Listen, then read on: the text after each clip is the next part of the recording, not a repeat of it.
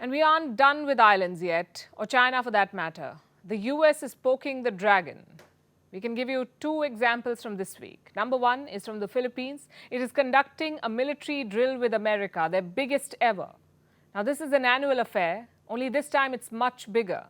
It's the largest display of American firepower in Asia, and it is aimed at China. Number two, the US has sent a naval destroyer. It came close to the contested waters between China and the Philippines. This is the USS Milius. It's a guided missile destroyer from America's 7th Fleet. It was seen patrolling around the Spratly Islands. This is off the coast of the Philippines. Both Beijing and Manila claim this territory, the Spratly Islands.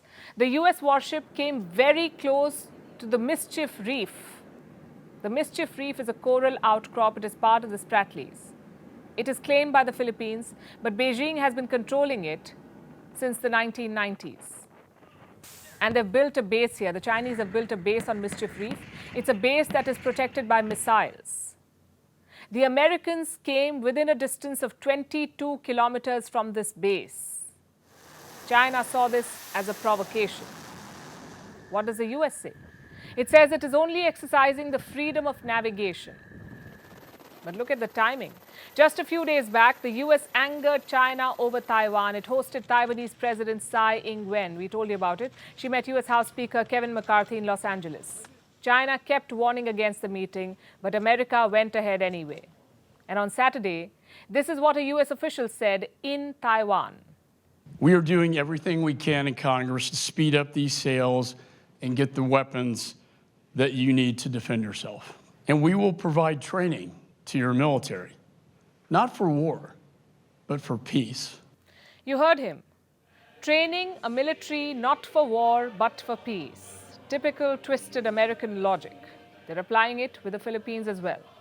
The Balikatan 2023 is the 38th and largest ever iteration of this exercise, with roughly about 17,700 troops from the AFP, US forces, and Australian Defence Forces.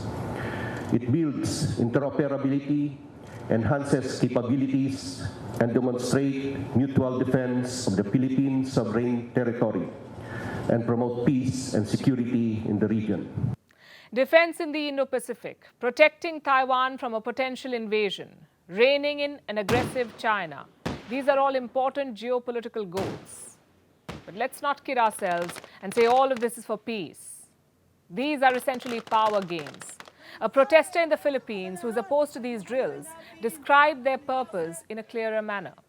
Clearly, the war games are intended to project U.S. power in Asia. It's not intended to defend the Philippines. It's not intended to help the Philippines modernize. It's really intended to showcase U.S. power, and it is a preparation for war. So what happens after war games is that the U.S. is contemplating that the conflict will escalate. And now that we have more EDCA sites or forward operating bases, the Philippines will eventually be dragged into that kind of conflict, which is not necessarily in our interest, as I said. The US has been building up its bases in the Philippines. In February, it got access to 4 additional bases. So now they have a total of 9 military bases in the Philippines. The Americans have 9 bases. 3 of these new ones are in the northern island of Luzon. This is very close to Taiwan. It's the closest bit of land to Taiwan that is not a part of China. And one of the new US bases faces Taiwan. Another one faces the Spratly Islands. These bases are a win-win for both Manila and Washington. Let me explain. First, how do they help the Philippines? This is a territorial dispute with China, this region. The Spratly Islands. They fall in the exclusive economic zone of the Philippines, but China claims them. So having US troops around helps the Philippines. They can keep China at bay. And what's in it for America? A military base within striking range of China. That's what the US gets. So it makes sense for both sides. The Chinese, of course, are not too thrilled about it. 事实非常清楚。 The facts are very clear. Out of self-interest, the US maintains a zero-sum mentality and continues to strengthen its military deployment in the region.